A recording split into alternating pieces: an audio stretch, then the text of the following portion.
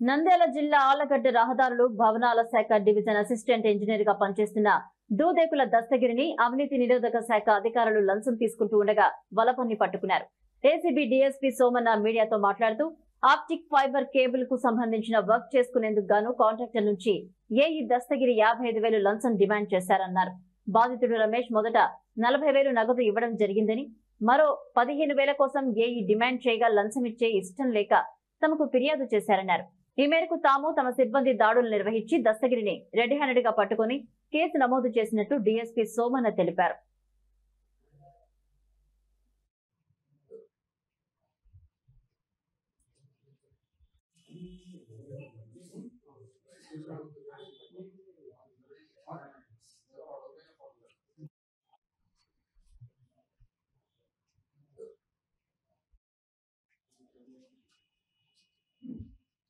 నేను ACB DSP Kurnool.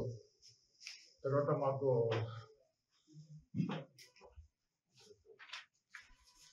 8/9/25 తారీఖున ఫిర్యాదుదారుడు వచ్చి రమేష్ వాళ్ళ సొంత ఊరు వచ్చి సోలేమర్రి విలేజ్ రొత్తం మండలము అనంతపురం సత్యసాయి జిల్లాలో ఇతను వచ్చి మాకు కంప్లైంట్ ఇచ్చినాడు.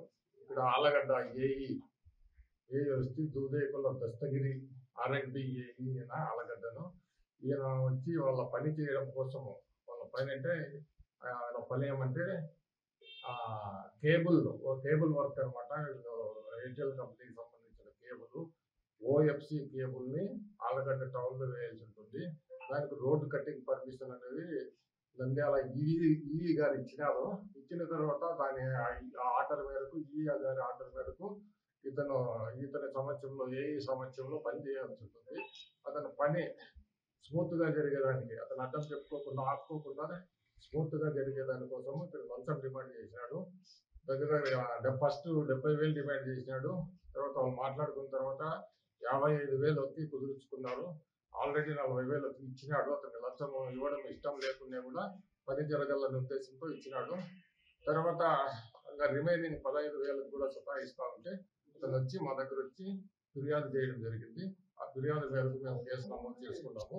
ఈరోజు పంచాయతీరాజ్ సమక్షంలో నేను, మా సిబ్బంది కృష్ణయ్య, తర్వాత రాజా ప్రభాకర్, శ్రీనివాస మిగతా సిబ్బంది అంతా కలిసి అతన్ని రెడ్ హ్యాండెడ్ గా లంచం తీసుకుంటుంటే పట్టుకున్నాము. కేసు